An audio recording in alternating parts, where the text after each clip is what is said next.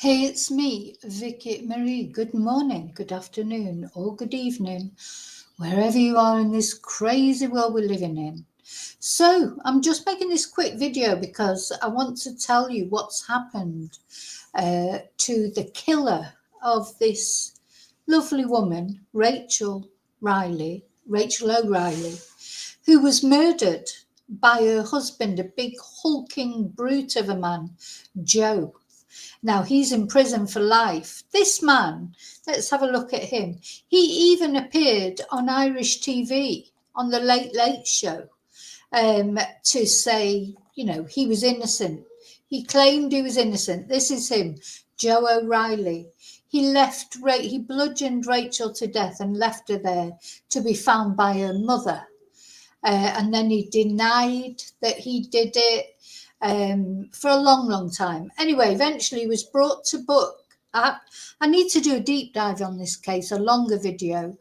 That's not what I'm here for today. I just want to tell you, because a lot of you will know this case. I'm just here to tell you that he's been given a beating behind bars. And I think there'll be a lot of people that quite happy about that, really, because what he did to Rachel was beyond vicious. So wife killer Joe O'Reilly gets a vicious prison beating. He is left battered and bruised as a fellow inmate violently attacks him with a mug concealed in a sock. So it just goes to show, people who go to prison for life, they're not safe necessarily, because there's always a way that they can get attacked. If people are, and it's like, the sort of Christian in me is thinking I should not be happy about this, but then the human being in me is like, this man, what he did to Rachel, who loved him, her only crime was loving him, and he didn't want her anymore. He wanted a different life, and so instead of getting a divorce, like most normal people do, he decided he was going to kill her, and not only that, leave her for her mother to find. And he was a little bit hoist by his own petard in the end, because he left a note in Rachel's coffin that was later exhumed, apologising to her. That was later exhumed, and that contributed towards actually convicting him in the end. So this article was yesterday at 9:13. Evil wife killer Joe O'Reilly sustained a bloody gash to the head during a vicious assault by a fellow prisoner in the Midlands prison on Monday.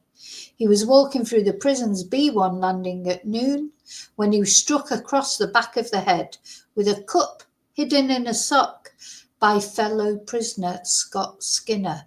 Now, I'm not sure why he's in the Midlands prison. Probably couldn't be sent to an Irish prison, because he probably definitely would be murdered there.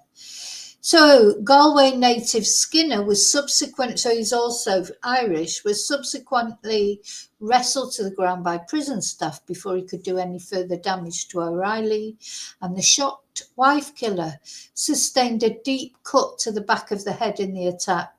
O'Reilly never saw it coming.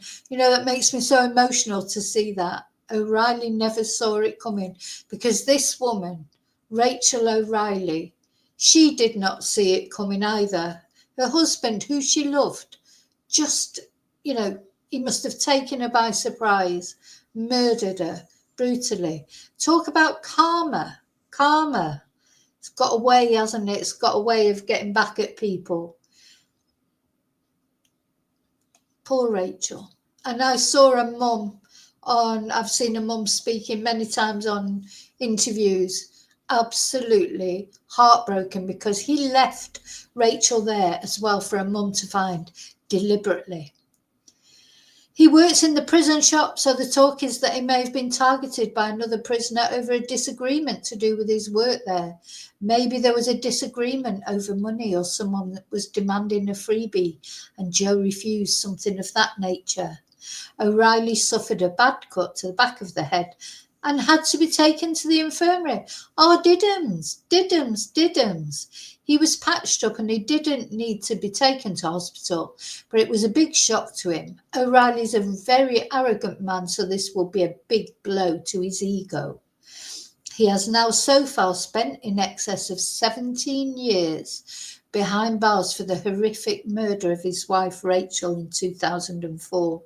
Thank God. Thank God he's still there as well. He had a few years of freedom as well, you know.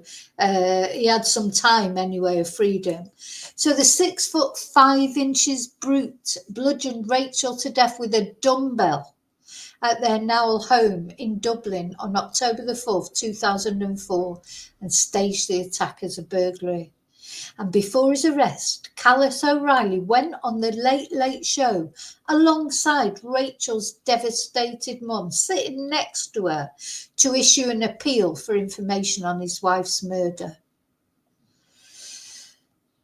Oh, so this guy, his attacker, Scott Skinner, is originally from the Tuam area in Galway, but also has lived in Dingle, County Kerry. So I don't know why they're in the Midlands. Do they mean the Midlands, UK, I presume? Anyway, doesn't even matter really. But one day I will. I want to do. I've wanted to do Rachel's case for a long time. She's on my list of women, especially. You know, I do deal with women cases more often. She needs to be remembered. She was a woman who loved her husband, and he was, you know, planning all sorts of things. Took her by surprise that morning, murdered her with a dumbbell. So he's had a little bit of karma. He's had a little bit of prison justice. Good. Good. Good. Bye.